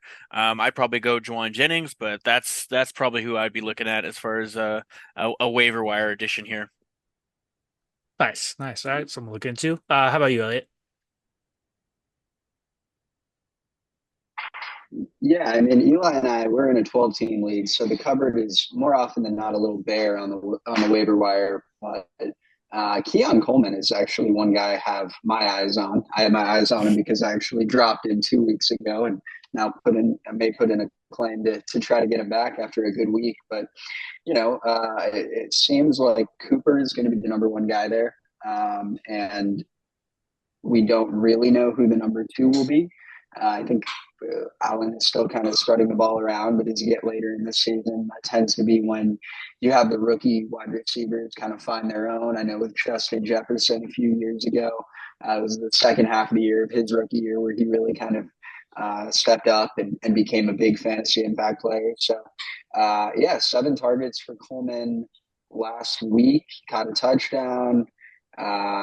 He's only rostered in 44% of ESPN leagues. So that would be a guy to definitely keep an eye on. Nice. Okay. So we got a couple wide receivers. I'll also just throw in Romeo Dobbs. I know he had his good performance this week. And it seems like their wide receiver core in Green Bay every week it can be someone new that kind of takes over. But you never hope for it. But if an injury happens, you want to have a good plan, someone that can fill in that role. So I think he's most likely going to be on the waiver wires right now. I would say try to pick up Dobbs. He could be someone, maybe if you have to ride him on the bench for a little bit, he could be a good, almost like a wide receiver handcuff, someone you can have just in case something happens. And then play him in the flex if you need him during bye week. I think with that offense being so, high powered and Jordan Love just out there slinging it, there's always a good chance that he could have a huge boom game. So I think someone just look out for as well. But yeah, that's kind of wraps up the waiver wire part. I know it's kind of slim pickings this time of the year, but a lot of injuries, so see what you can fill, see if you can find anybody to take those roles, and yeah, see if you can have a good shot to make it to playoffs by the end of the season. Um, Andrew, do you want Well, to? Do last you want to? week, Oh, go ahead. Go ahead. well, last week I tried to get a defense and I put in a $5 bid, and Eli beat me with a $6 bid. So I may keep it to myself what defense I have my eye on this week. So I have used the $6 bid, I think for like 3 weeks in a row now, and everyone always does $5. So I'm like, well, I'm just gonna keep doing six until someone outbids me. So you know my Well, now secret I know now. to do 7. Yeah, now you know to do 7. There it is. So I'll just tell you now, But yeah. So all right, nice. So we'll move into some injury updates. Andrew, you want to take over this part for some injuries you saw?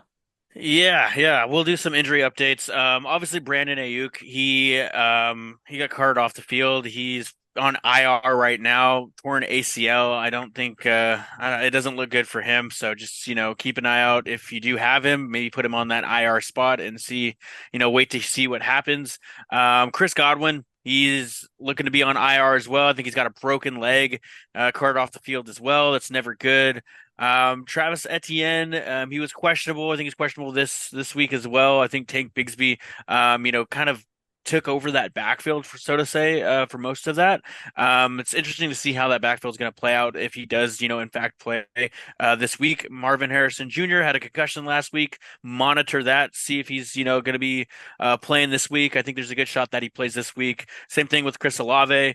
That's the injury update for this week, and just make sure you're monitoring these guys, and if they're going to be playing, put them in. If not, find some backups and find some other people to slide into those roles. Make sure your lineup's filled. You know what I mean?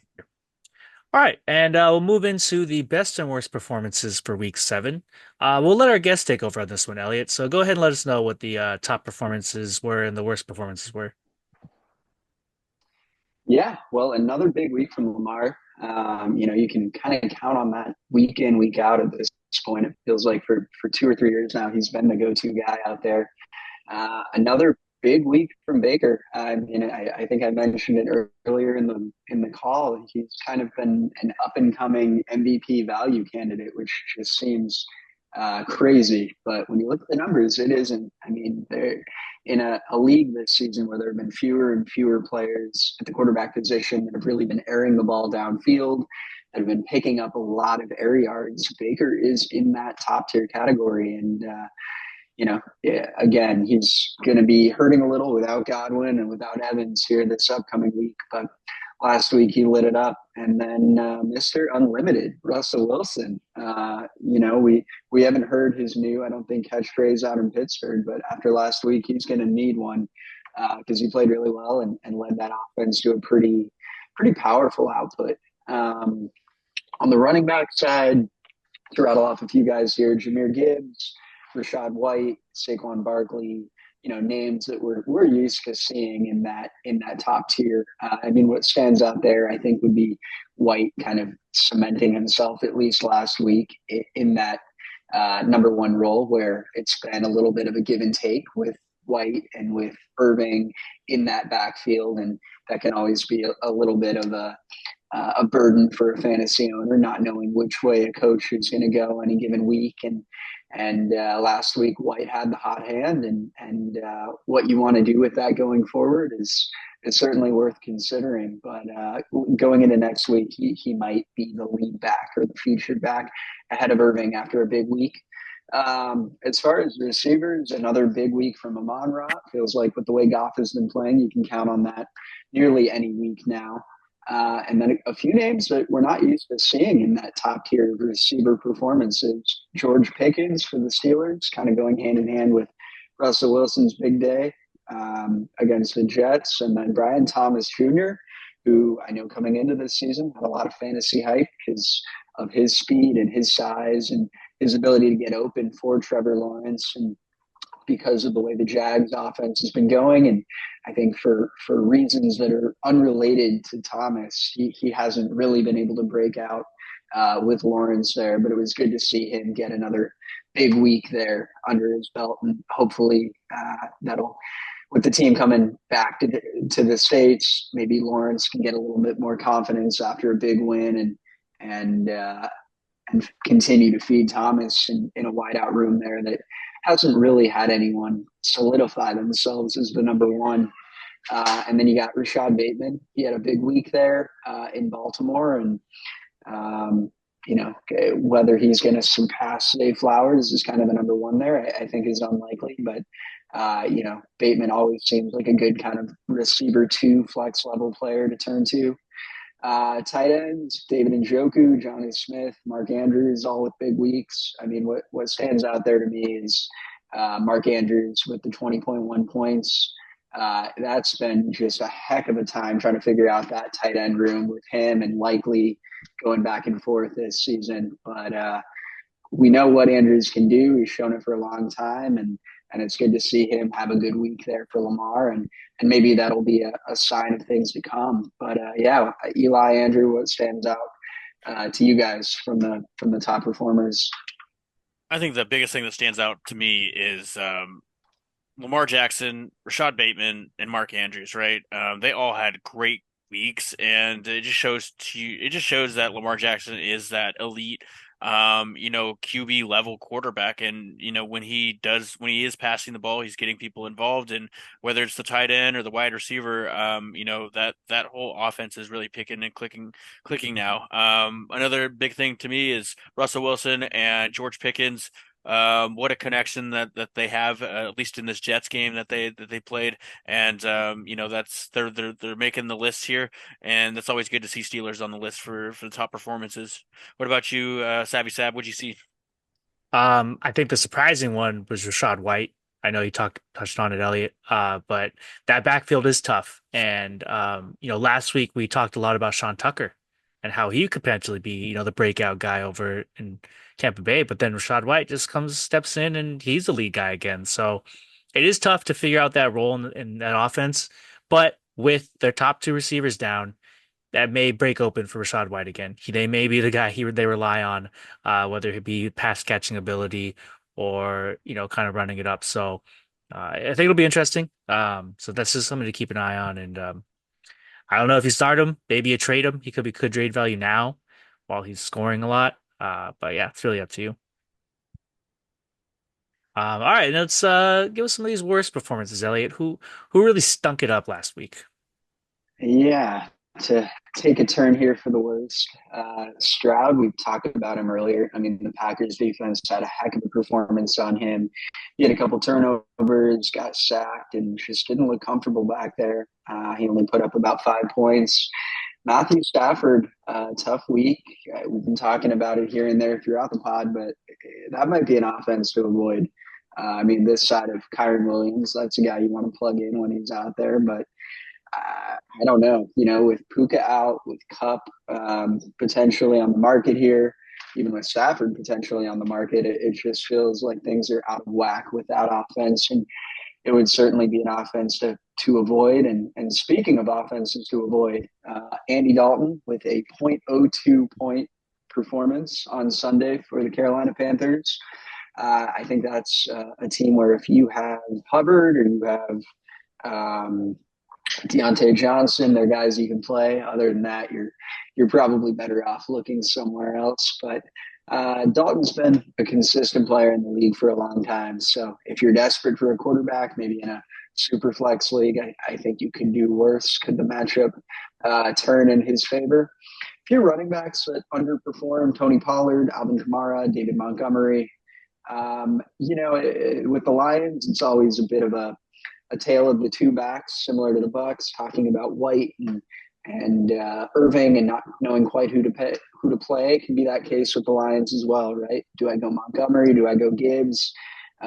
Last week it was 100% Gibbs. Montgomery struggled a bit. Pollard, since he's come to Tennessee, since he's had the injury, he hasn't been that same explosive player. So not surprising, unfortunately, to see him down there. Worst performances, Devontae Smith, Jamison Williams, and Tank Dell with a 0. That would warrant a shotgun in the league Eli and I are in. Devontae Smith, obviously surprising to see him have an off week, but Jamison Williams, I mean, what a weird career that guy's had, right? To have a really nice start to the season with a really good team. We know the talent is there. Coming off of a really bad week here, we now have the 2-game suspension for him for the PED use. So that'll certainly affect who you're using as far as the wideouts after Amon-Ra on that team. And then we touched on it already with what that Packers defense was able to do to the Texans, and Tank Dell didn't come down with any catches in that one, which is unusual, but I think will be an anomaly going forward because that's a pretty darn good offense. But Eli, Andrew, what stands out to you guys from the group here? Go for it. Go for it, Eli. And for me, I'd probably say Tank Dell. I know we talked about earlier with CJ Stroud not having a good day, and they're both on this list, so it's evident there. But he's your second guy. He's your wide receiver too. And to go out there and really have that poor performance, not get anything in the air going, it's just disappointing to see. And yeah, if you did start him, that is that's tough to see. And CJ Stroud on the other end too. You probably picked him up as a top 5 quarterback, and that's who you want. So he's just going out there and giving you that kind of performance. You're probably going to lose your matchup then. That's a huge loss and a huge blow to have him as your starter and use all that draft capital to get him. So it's a tough showing, and you hope that he's able to bring it back and play better in the future. But going up against a fun matchup that should have been a shootout, yeah, it just looked like couldn't get anything done. So you're probably really hoping that Nico Collins comes back. That'll probably open up more targets for Tank Dell to get some of the top defenders off him. And yeah, you really need that to come back. So. Yeah, I'd echo that. I have CJ Stroud. He was a fifth overall quarterback taken for me. Luckily, I had Jaden Daniels that I drafted pretty early as well. So I have 2 great quarterbacks, 2 great young quarterbacks for my fantasy league on the same team. But regardless of who I would have chosen, they all would have put up 5 points. Jaden Daniels got hurt, and CJ Stroud just didn't play well. But I think Devonta Smith, I think I expected a little bit more out of him. Considering, he's coming back from, an injury. He had some time to kind of, reset and get his mind right. And maybe he just wasn't involved in the game plan for this week, but I'm really hoping he bounces back. But those are the things that stood out to me in this worst performances. Yeah. Nice. Well, let's hope these guys can make a comeback and get it together in the future. Okay, moving on to one of our last segments. We'll go to our fun little betting segment, odds and ends. This is where we talk about favorite bets of the week. We'll recap any of our bets that we had. So I'll start it off with you, Andrew. Did you have any bets that you liked this weekend? Did you make any money? How'd you do? I did make some money. I had Chris Boswell and Aaron Rodgers and Russell Wilson on player props.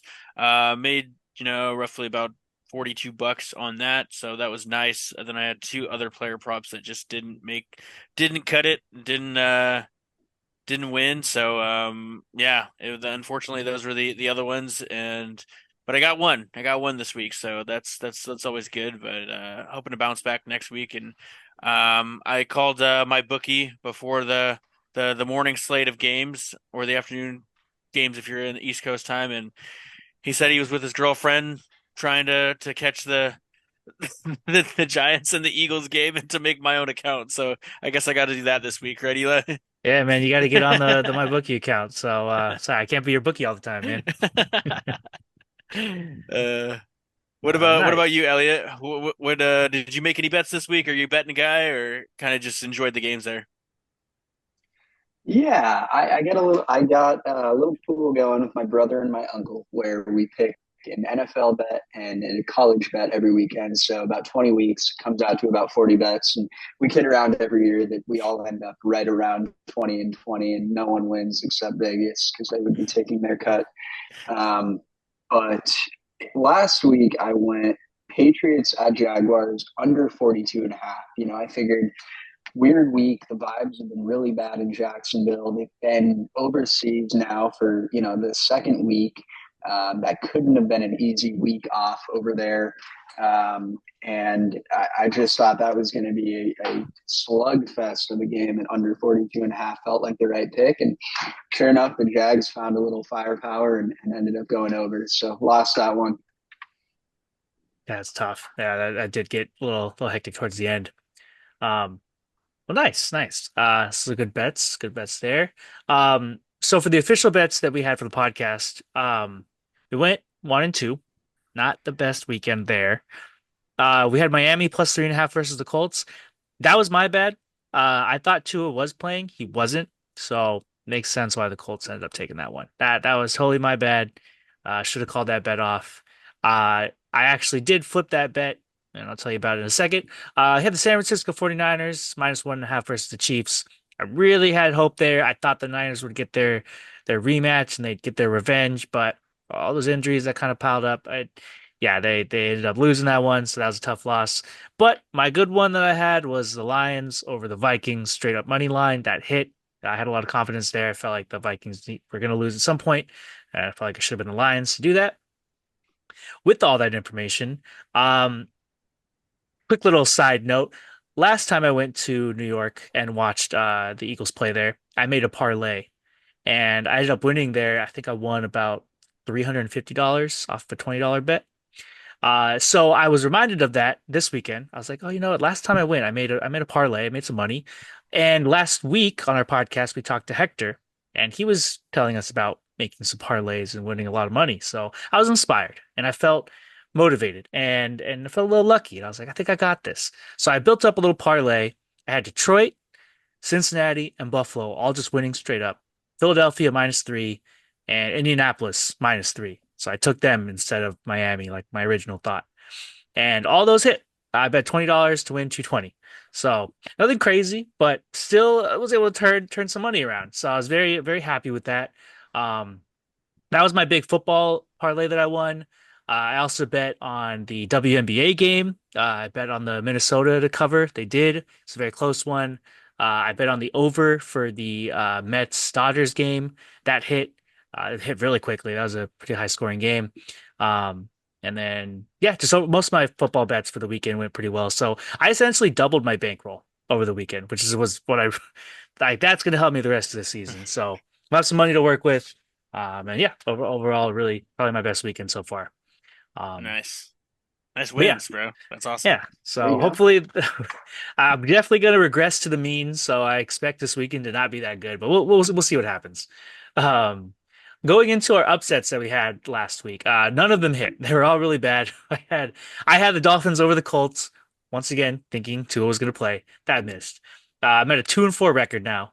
Andrew had the Bucks over the Ravens. That Terrible. missed. He is now 1-5. And our guest Hector had the Pats over the Jags. That missed as well. The guest record is now 0-6. Did not have any player props over the weekend for the podcast, so we'll skip that. We'll move into our week 8 bets, favorite bets of the week. So we got 3 for you. One of them I decided to borrow from Elliot.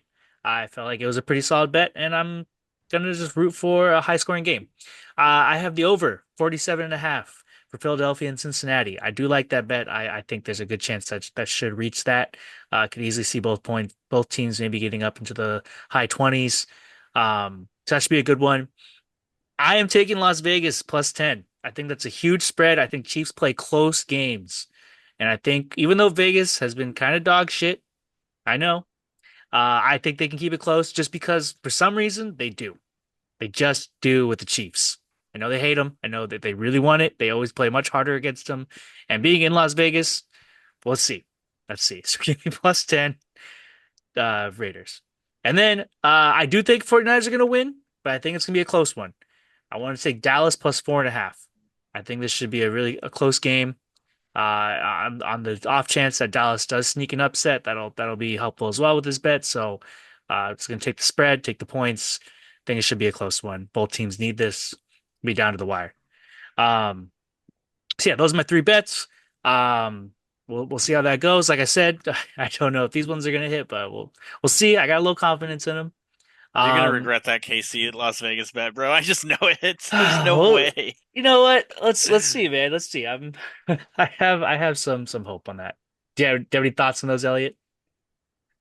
It feels like every year KC drops a game that no one expected them to.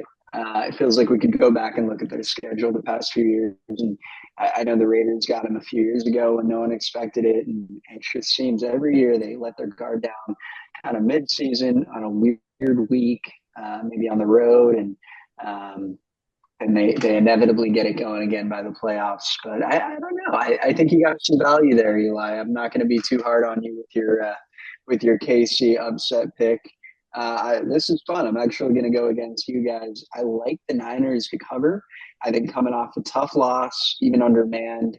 We talked about the game earlier. I just think this is a Kyle Shanahan kind of game against a pretty weak, pretty soft defense. I think his O-line is going to be ready to go. I think they're going to manhandle the Dallas defense up front, and it's going to create holes for a big Jordan Mason game on the fantasy end of it. And whether it be 3.5, 4.5 on the line, I like the Niners by a full touchdown. So give me them to get back on track after the tough loss to KC. All right. We'll have to see how those ones play out. So Andrew's going against me with the Chiefs. Elliot's going against me with the Niners. Y'all are going against me, man. Let's see what happens this upcoming weekend. All right, so we'll move into our upset of the week. For this one, usually we pick a team that's an underdog that is by plus 3.5, so 3.5 points or more. I'm gonna follow suit. Give me the Raiders over the Chiefs at plus 10. That's going to be my upset. I know it's crazy, but sometimes you got to swing for the fences. And yeah, I'm just going to call a crazy one on here. Andrew, who do you got for your upset of the week? My upset of the week is going to be the Cowgirls over the 49ers. 3.5 difference there. I think the Cowboys, I think Elliot makes a good point on the upfront.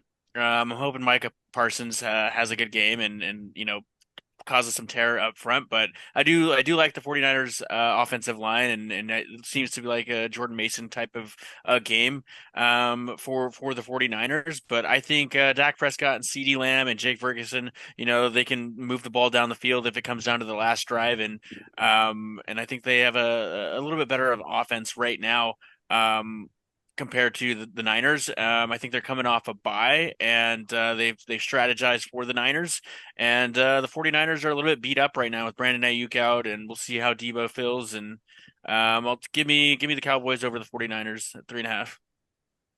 All right, nice. Elliot, do you have an upset of the week?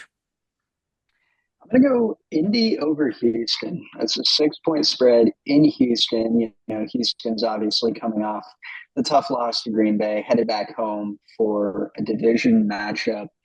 At some point here, I expect Anthony Richardson to get back on track. I expect his talent to, he's the kind of player with his legs and his arms. His highs are high and his lows are low. But the highs have not come very often at this point in the season, and he's playing in a dome against not an elite defense in Houston. He's got a few starts under his belt now, so I'm going to bank on Anthony Richardson, maybe having a big day on the ground, maybe a pretty good fantasy day, maybe running in for a score, and Indy going into Houston and pulling off the upset on the road. Jonathan Taylor might be back on this one too, right? I believe so. I think Yeah, so I don't know too. that they've confirmed that, but I believe he will be. If he is, that'll be a huge help too, I think. He's, great runner, and that should open up the field a little more. No doubt about it. Yeah, we know if anything, Anthony Richardson needs the field opened up a little more. Accuracy has been a little bit of an issue for him. So, yeah, I think for a week he can get it back on track here. But for the young gun to be able to hand it off to Taylor, you're exactly right. That'll go a long way toward the win. All right, nice, nice. So we'll see if you can break our guest streak of getting all of them wrong. So see if we can get the first upset win for our guest picks over here.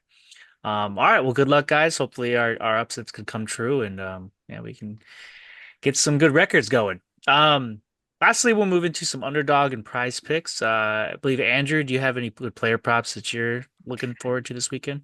Yeah. I have Kyron Williams scoring a touchdown. I think they're at home, and he seems to be that offensive weapon for the Rams. He's got a good streak going for a touchdown. I think he's going to want to keep that going. Aaron Rodgers over 225 passing yards, and you want to pair that with Devontae Adams TD. I think they're going to have a good week, and this is their week to really bounce back and prove themselves after a tough loss to the Steelers. And I think that's what they're going to do. I think they need to get Devontae Adams involved, and Aaron Rodgers passing. I think it's just a good pair. Those are the underdog / price picks that I'm looking at this week, specifically. Nice, nice. I want to throw in there too. I'm going to say Derrick Henry. Give me Derrick Henry anytime touchdown. He's already playing against the Browns. I feel like they could run up that score.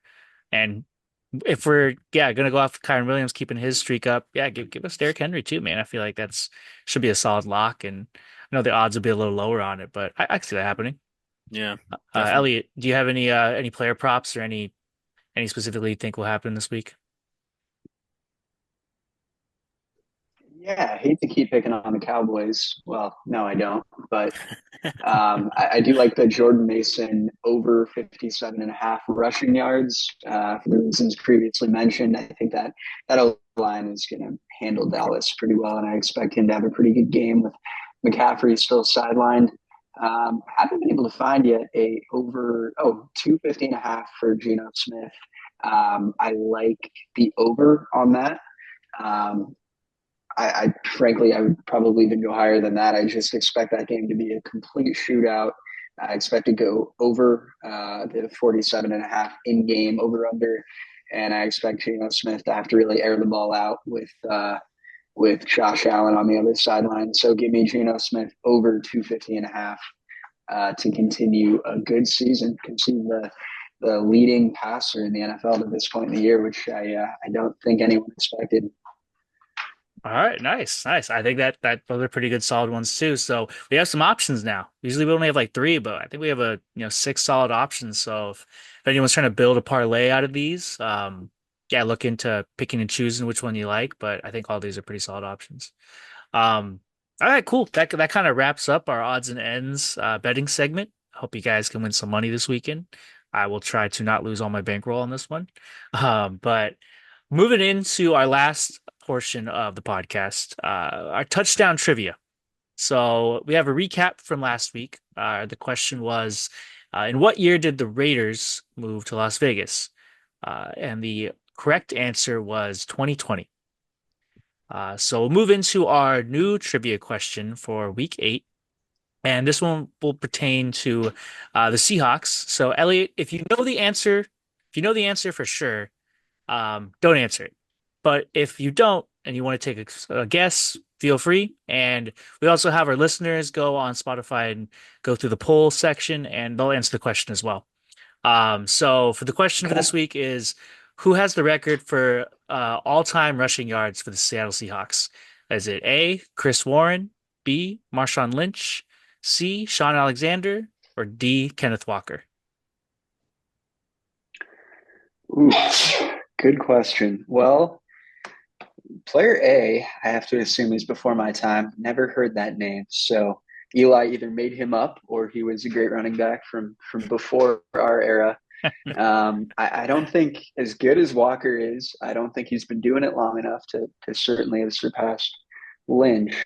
So I would rule out A and D.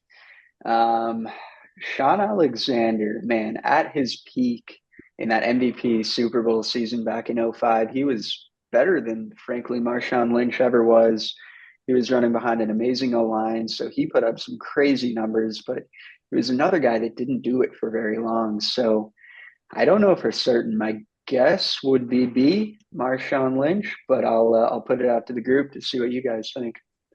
All right, nice. So we'll have the answer locked in for Elliot. For all the guests, all the listeners, please feel free to go on Spotify and answer the poll with whoever you think is gonna, whichever you think is gonna be the correct answer, and we'll announce the right one next week on our next podcast. So that kind of concludes it, guys. I really appreciate you, Elliot, for coming on and joining us for the show. It was a good time talking to you and going over all these games and good fantasy talk. Yeah, we really Yeah, appreciate it, thanks man. for having me. Of course. Yeah, it was fun talking football here for a while with you guys. And here's to hoping all our teams can get another win. And Andrew beat Eli in fantasy last week. So here's to Let's hoping I can get go. him this week, huh? Yes, All sir. right, Yes, sir. everyone just come and get it, man. Come and get it. Thanks for I tuning in, guys. I didn't hear Uh, no bell. Thanks for tuning in to all the listeners out there and all the support. Follow us on Touchdown Times on Instagram if you guys aren't already. Tune in to Spotify every Thursday to catch us on your way to work or wherever you want to play us. And yeah, just appreciate the support. And this is Alo signing off. Thanks, guys. Peace. Laters.